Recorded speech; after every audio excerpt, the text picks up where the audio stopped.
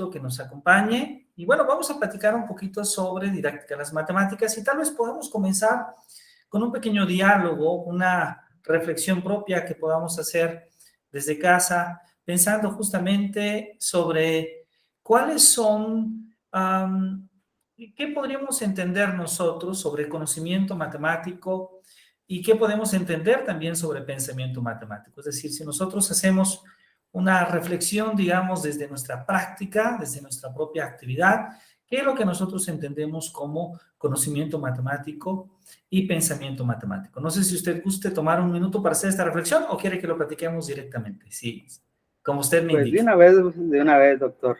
Hay que entrar. Perfecto, excelente. Muy bien. Pues, ¿qué entendería usted desde su práctica? ¿Qué llamaría usted conocimiento matemático y qué llamaría pensamiento matemático? Pues, si nos damos cuenta, estamos rodeados por matemáticas. En todos lados hay matemáticas. Así que el conocimiento matemático, pues, sería el conocimiento que implica cualquier tipo de operación o cualquier número. Quizás no tan perceptiblemente, pero todo implica números. Y el conocimiento y el pensamiento matemático, pues se refiere precisamente a que ese conocimiento poderlo aplicar o saber cuándo desarrollarlo, construir nuestro propio conocimiento matemático. Muy bien, muy bien, muy interesante. De hecho, podemos ver que hay como una conexión entre estos dos conceptos.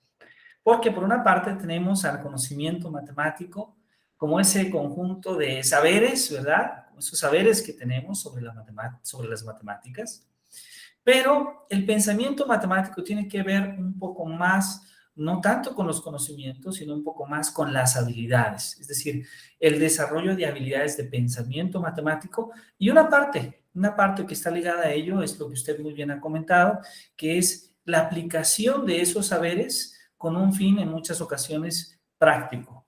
Pues bueno, algo que va a buscar el diplomado a lo largo de las diferentes sesiones de trabajo es poder abundar sobre qué entendemos como conocimiento matemático, sobre qué entendemos sobre pensamiento matemático y sobre cómo con nosotros podemos crear diferentes teorías, diferentes aproximaciones al concepto del aprendizaje de las matemáticas para finalmente poderlo gestionar en el salón de clase, para finalmente poderlo llevar justamente al salón de clase y convertir la clase de matemáticas justamente en un espacio que pueda ser un espacio atractivo, un espacio seguro, un espacio donde donde nuestros alumnos y nosotros mismos como maestras y como maestros podamos disfrutar del quehacer matemático, ¿no? Entonces, esa es parte de la intencionalidad que tiene este diplomado. Y bueno, el día de hoy vamos a tener esta pequeña sesión inicial donde vamos a hablar un poquito de historia y vamos a comenzar tal vez platicando un poco sobre cómo se ha venido construyendo diferentes conceptos, cómo se han construido diferentes conceptos de cómo entendemos las matemáticas, pero también de cómo entendemos propiamente la enseñanza y el aprendizaje de las matemáticas. ¿Por qué? Porque en muchas ocasiones nosotros como maestras, como maestros, pues construimos o asumimos que la matemática se aprende o se debe enseñar de cierta forma. Habitualmente es como nosotros lo hemos aprendido, como nosotros mismos hemos vivido esa experiencia, nosotros mismos hemos desarrollado estas habilidades de pensamiento matemático. Sin embargo, a pesar de que en muchas ocasiones una determinada metodología o una determinada pedagogía nos es útil para nosotros, no necesariamente lo es para todos nuestros alumnos. Y ahí es la parte interesante, ¿verdad? Cuando nos damos cuenta que tenemos alumnos que no están logrando alcanzar esos logros educativos o esos aprendizajes esperados, y entonces tenemos que buscar estrategias, tenemos que buscar metodologías que nos permitan justamente motivarlos a ellos. Profesor Alejandro, ¿en qué nivel imparte usted clase? Disculpe. Primaria. En primaria. ¿Y desde dónde está ahora allá en línea? ¿En casa? ¿Desde dónde nos Apaxingán, saluda? Michoacán. Desde Apaxingán. Apaxingán, Michoacán. Ah, Sí. mire, qué bien, excelente. Se debe sentir un poco de calor allá. Bastante. Ahorita estaba fuerte. Yo conozco por Apaxingán, he estado allá, es un lugar muy agradable, muy bonito. La región de Tierra Caliente siempre es muy, muy agradable. Muchas gracias. Pues bueno, si me permite, voy a utilizar entonces una presentación. Voy a apagar un poco mi cámara y voy a utilizar una presentación con mi voz, ¿ok? Sí, está bien. Muy bien, muchas gracias. Entonces, permítame poner esta presentación.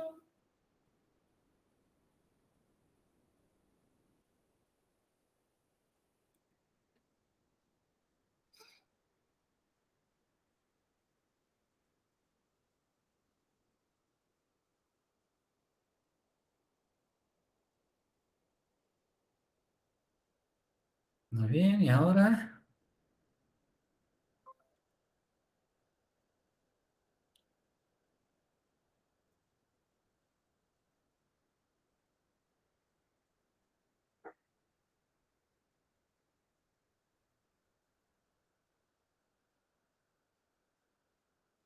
Muy bien, le agradezco mucho. Si me puede confirmar, si ya se puede observar la presentación. Sí, sí se ve muy bien. Muchas gracias.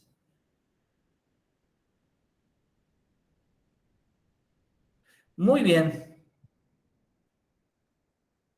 Pues bueno, creo que con lo primero que tenemos que comenzar justamente, parte de esta primera conversación que tenemos es entender que en muchas ocasiones hablamos de términos muy generales cuando nos referimos justamente a la enseñanza o inclusive cuando nosotros nos referimos a los propios procesos de aprendizaje.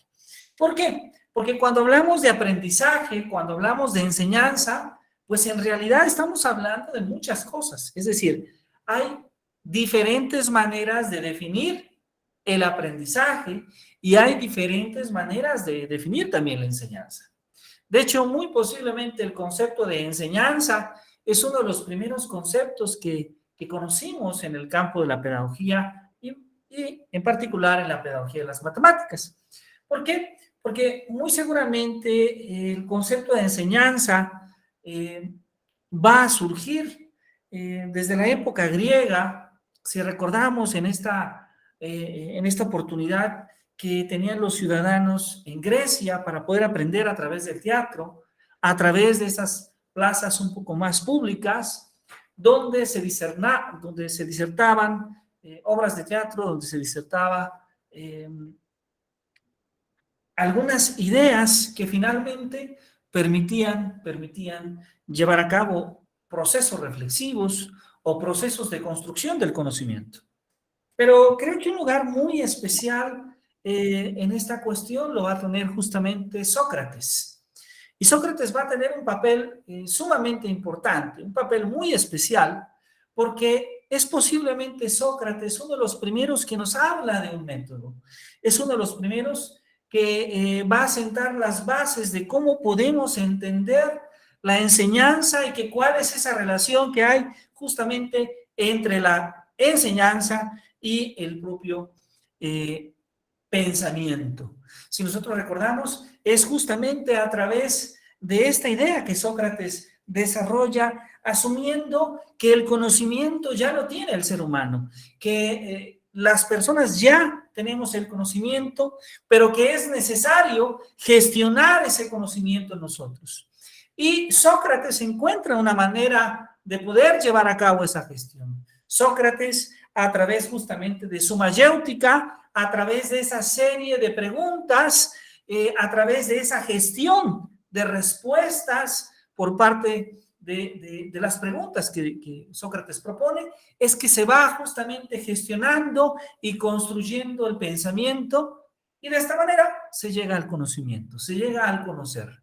Y ahí encontramos esta primera forma de entender la enseñanza en Sócrates, una forma muy antigua, pero a la vez muy actual, porque si nosotros recordamos, todavía seguimos utilizando preguntas y respuestas. De hecho, al principio de esta sesión hemos utilizado preguntas para empezar a reflexionar sobre el aprendizaje de las matemáticas. En este sentido nosotros podríamos comentar que esta idea de Sócrates ha perdurado. Sin embargo, no es la única idea que ha perdurado a través del tiempo cuando hablamos sobre la enseñanza. Un poco después de Sócrates, justamente si recordamos Platón, uno de sus alumnos, y después uno de los alumnos de Platón, el más destacado de todos ellos, Aristóteles de esta gira.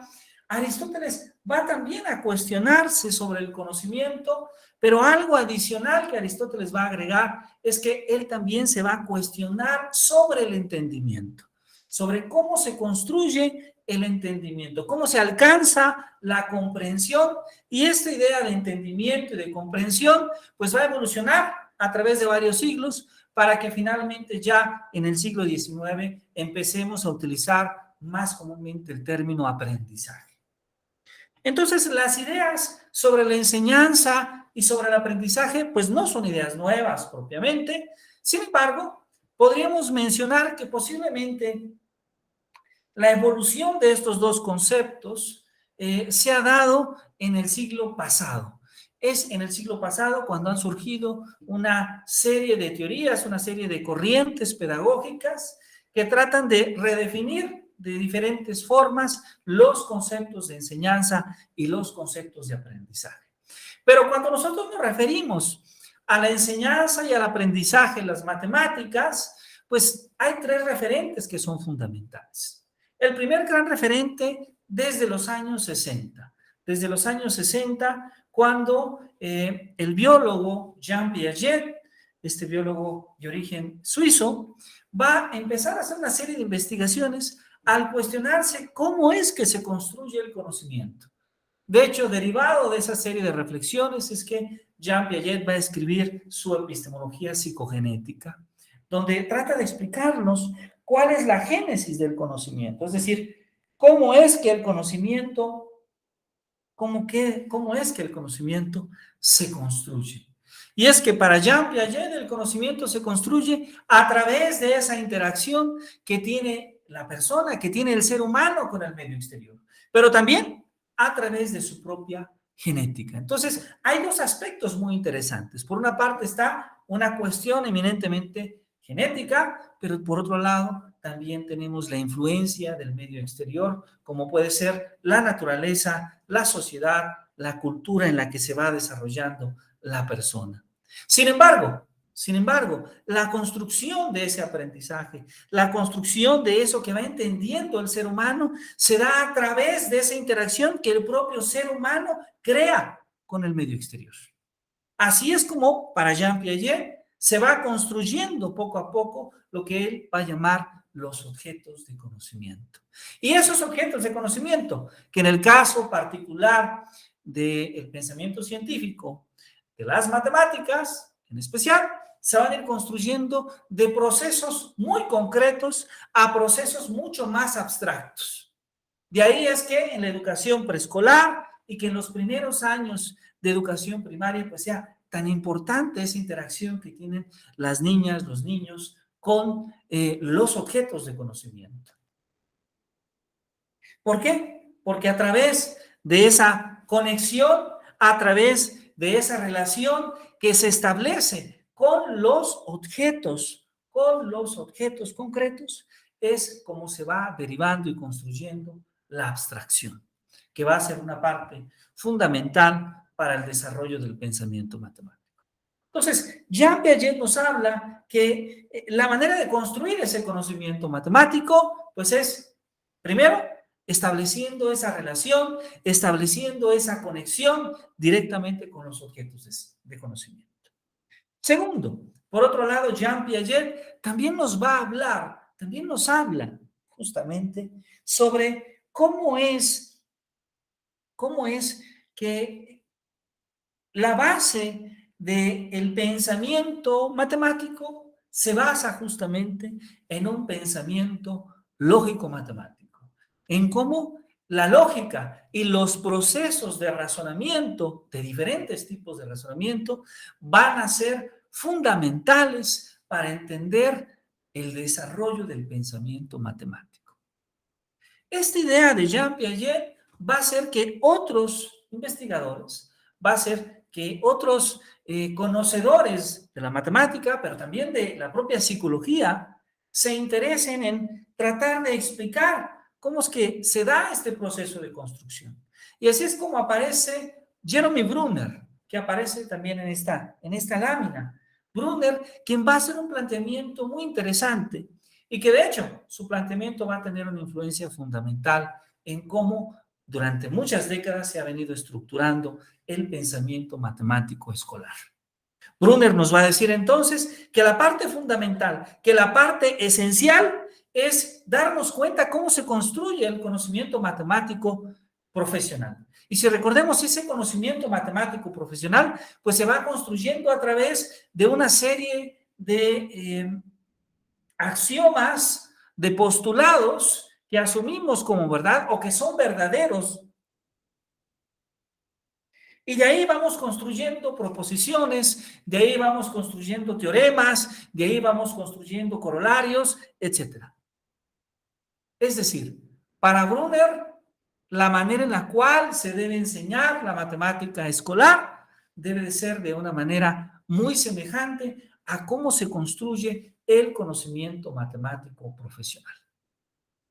Esta idea de Brunner nos dice entonces que la estructura que debe tener la matemática escolar es una estructura muy semejante a la del conocimiento matemático profesional. Es decir, hay una estructura cognitiva que se va formando a través de la construcción de esos conocimientos. Ahora, Brunner también nos habla de que la motivación juega un papel fundamental en el desarrollo de esa estructura, ¿sí? Y además, que esa motivación se puede alcanzar, por ejemplo, a través de juegos, a través de actividades donde se pueda manipular material concreto.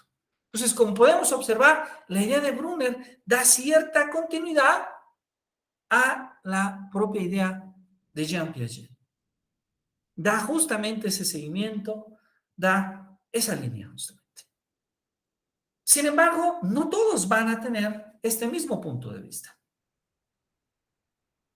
Y un ejemplo de ello es Hans Freudenthal, quien aparece en el centro de esta lámina. Freudenthal, quien va a decirnos que el asumir que la matemática escolar debe de tener la misma estructura, el mismo orden que la matemática profesional, no tiene sentido. ¿Por qué? Porque para Brunner, el conocimiento matemático se construye, sí, con la interacción con los objetos de conocimiento. Se construye, sí, con la interacción que tienen las niñas, los niños en el salón de clase, con los pasos que cuentan, con el espacio que estudian, con las formas que pueden tocar, que pueden ver, con los números. Sin embargo, estos no tendrían que seguir necesariamente una estructura o un orden establecido. Así es como Freudenthal propone que más bien debe de ser una situación mucho más contextual y que podemos utilizar la situación, el contexto en el que viven y se desarrollan nuestros alumnos para ir crear poco a poco los conceptos matemáticos que sean necesarios. A este proceso que Hans Freudenthal propone, él le llama la fenomenología didáctica. Entonces observemos que tenemos de inicio ya tres posturas distintas de entender el conocimiento y el pensamiento matemático. Una primera idea de Jean Piaget, que es conocida como constructivismo matemático. Una segunda idea de Jeremy Brunner, que es conocida como estructurismo matemático. Y finalmente la idea de Hans Freudenthal como la fenomenología didáctica. Cada una de estas propuestas la vamos a explorar en el diplomado.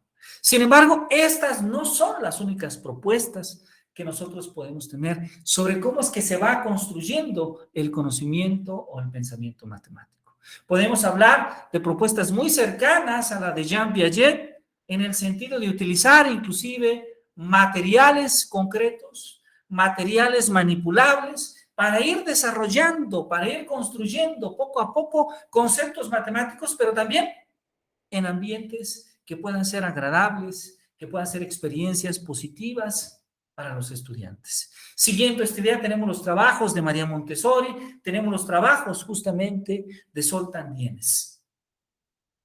Pero también en 1945 surge una propuesta adicional, la propuesta de George Polya, quien va a escribir este famoso libro, Cómo plantear y resolver problemas matemáticos. Polya nos va a decir que una manera de construir el pensamiento matemático es a través de la resolución de problemas. Es a través de crear ambientes donde los alumnos puedan plantear problemas, puedan resolver problemas y puedan reflexionar sobre cómo han llegado a la solución de esos problemas.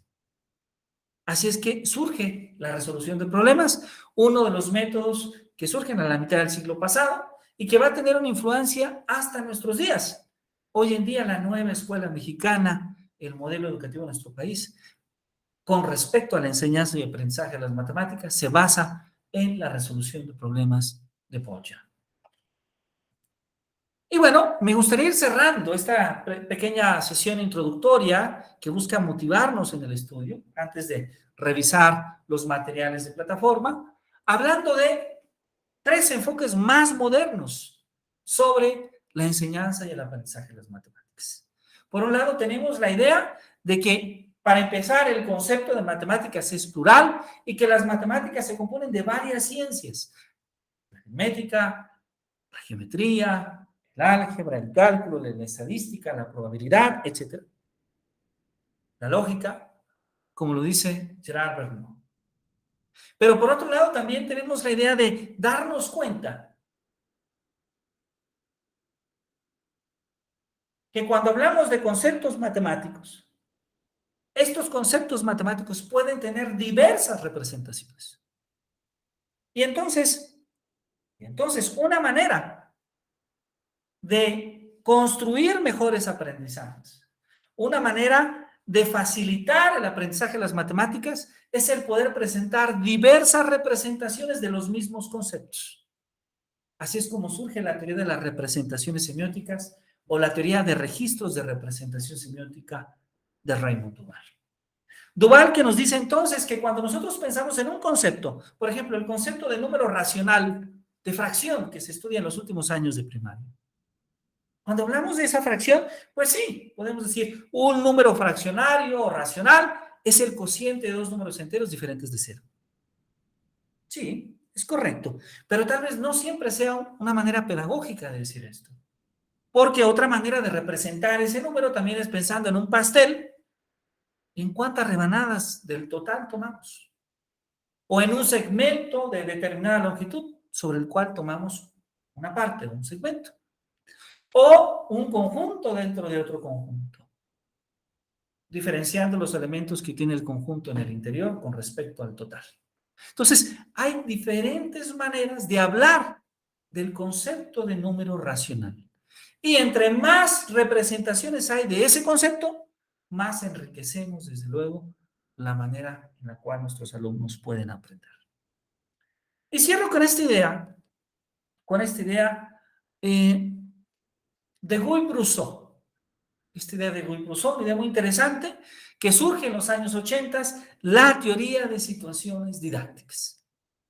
Esta teoría de situaciones didácticas que, bueno, lo primero que nos dice es que el papel que tenemos como maestras y como maestros es favorecer situaciones de aprendizaje. Y esas situaciones de aprendizaje, esas situaciones gestionadas por las maestras y los maestros, esas situaciones donde las maestras y los maestros genuinamente están interesados en que sus alumnos aprendan, donde las maestras y los maestros gestionan el ambiente adecuado para que los alumnos se sientan motivados en participar, en hacer su clase. Esas situaciones les llama Guy-Brusseau situaciones didácticas. Y nos dice Brusseau, hay diferentes tipos de situaciones. Hay situaciones para plantear problemas, para formular problemas, de hecho les llamamos situaciones de formulación. Hay situaciones para, una vez que tenemos los problemas o los ejercicios, ejercitarnos resolverlos, situaciones de acción.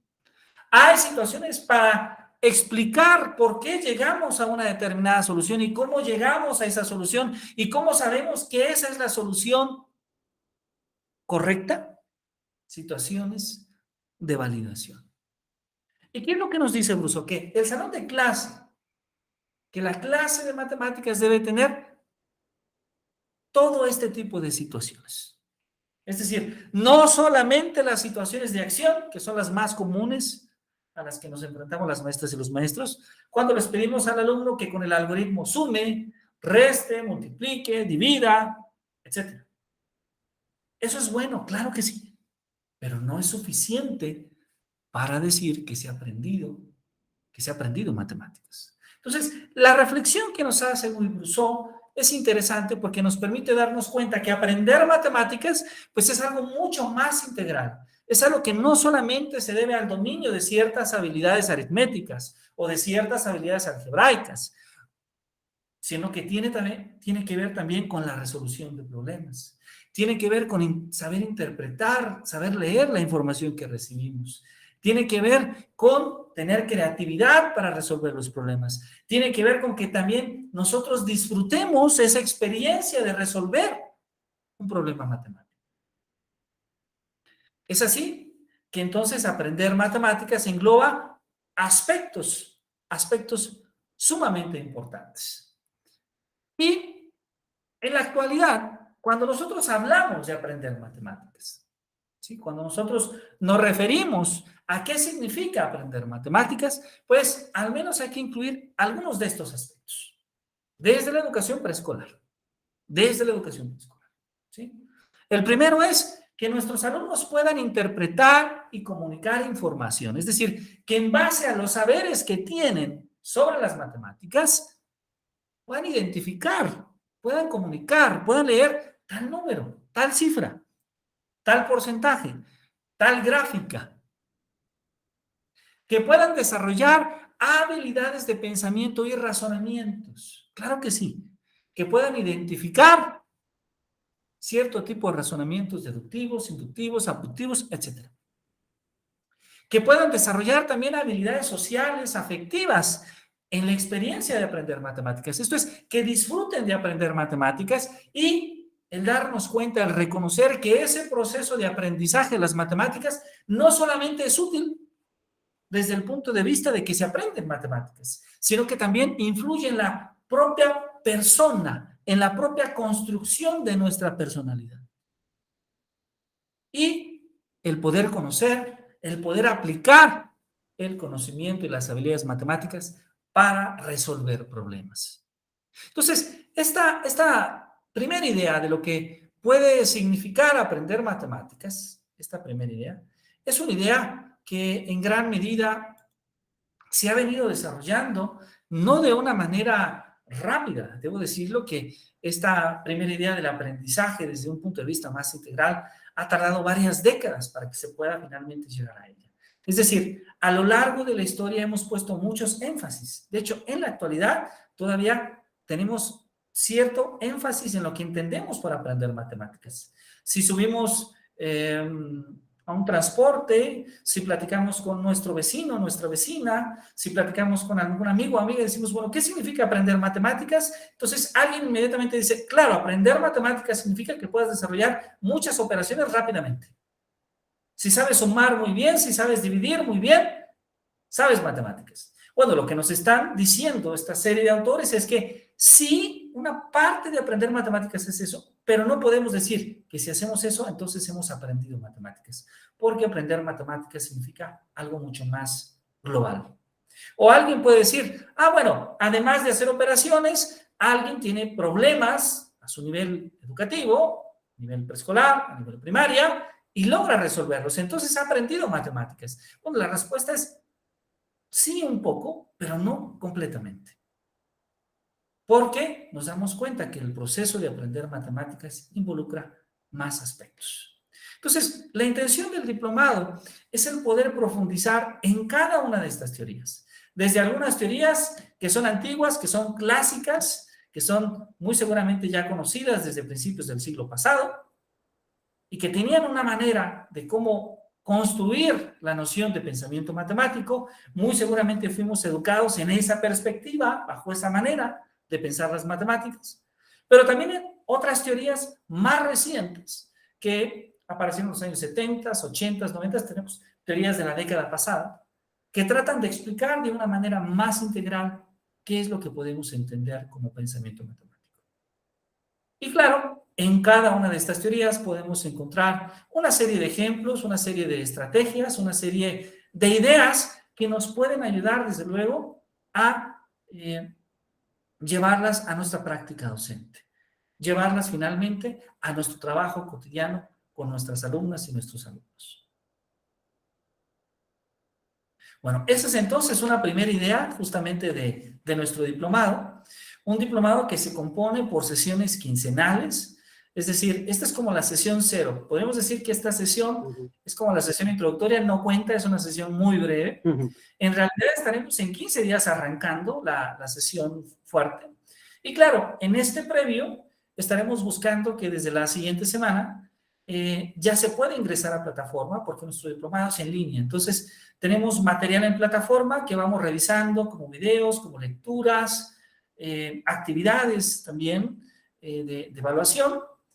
Las vamos revisando de manera semanal y después cada 15 días tendremos una reunión donde discutiremos algunos de los tópicos que hemos revisado a lo largo de la semana y desde luego se podrán resolver las dudas o los comentarios que se consideren pertinentes. Entonces, esta es más o menos la manera de trabajar. Estaremos trabajando 16 semanas en este esquema, dura una duración de 4 meses, pero esperamos que a lo largo de estas 16 semanas pueda usted disfrutarlo al máximo y desde luego pueda convertirse en un espacio donde podamos aprender y también compartir nuestros aprendizajes.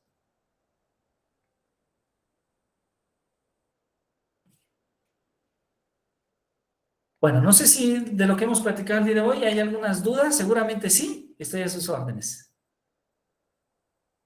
Pues muchos de esos teóricos sí ya los conocía, pero sí ya los últimos que mostró, las últimas 2 imágenes, sí no, algunos los había escuchado, pero no conocía sobre sus ideas. Sí, pero sí, no ando tan perdido.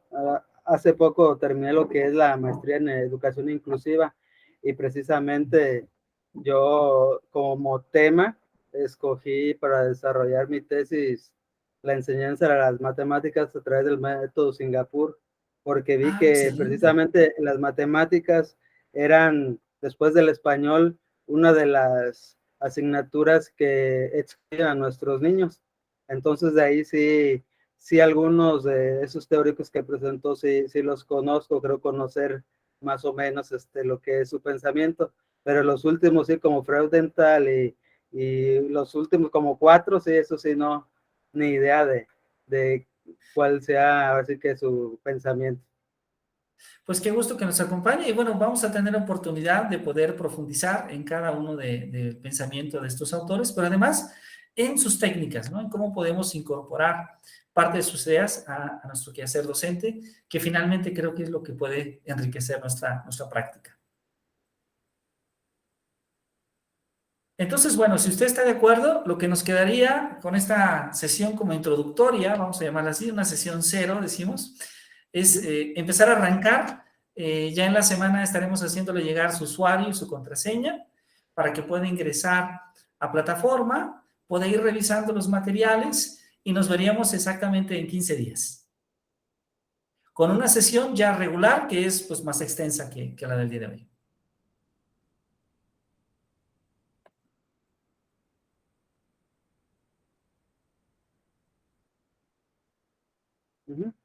¿Le parece bien? ¿Sí?